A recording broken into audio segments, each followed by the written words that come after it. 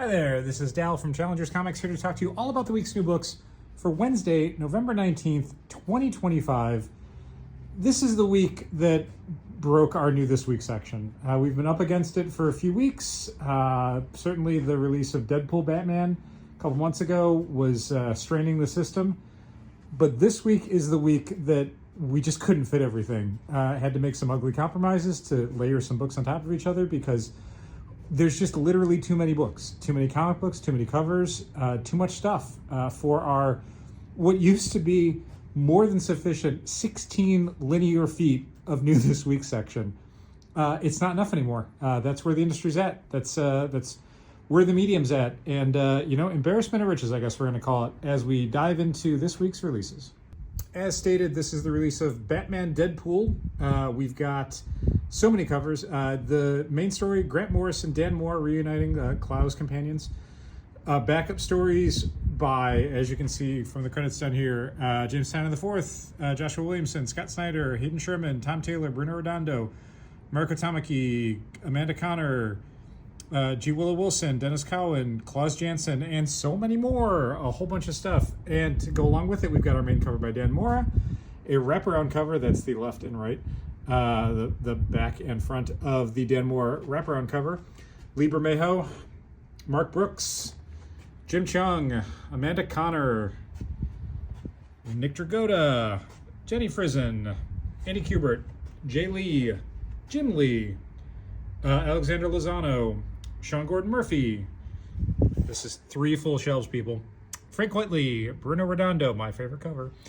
Hayden Sherman, Bill Sienkiewicz, Ryan Sook, Sozumaki, and the Dan Mora foil cover. Again, that is 20 different covers for Deadpool Batman. It's not one to miss. It's great. It's real good. Hard to say there's stuff that can compete with something as big as Batman Deadpool, but I thought this Nova Centurion #1 has a terrible logo. It says Nova, in case you can't tell. It's terrible.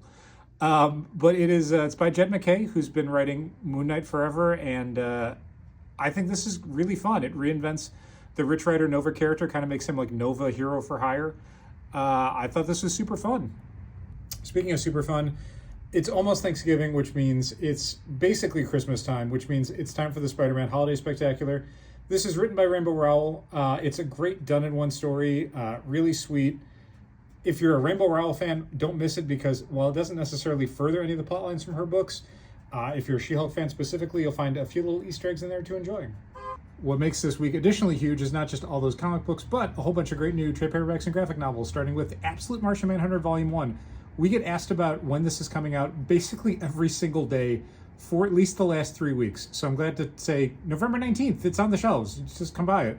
Hardcover on the right, softcover on the left. We got a whole bunch more soft covers, don't worry. Partisan by Garth Ennis and Steve Epting. We did not solicit pre-orders for this because we had to order this directly from TKO Studios. So basically no one's down for this. It is a Garth Ennis, Steve Epting war comic, following on from the Sarah graphic novels they did for TKO Studios like 10 years ago, maybe less, I don't know, 7 years ago. Anyway, Brian K. Vaughan says this is one of the best graphic novels ever, and he would know. Paul Pope more or less stopped doing comic books, I guess. So 23rd Street is going to be re-releasing his classic original THB series as 2 volumes of Total THB. This is Volume 1.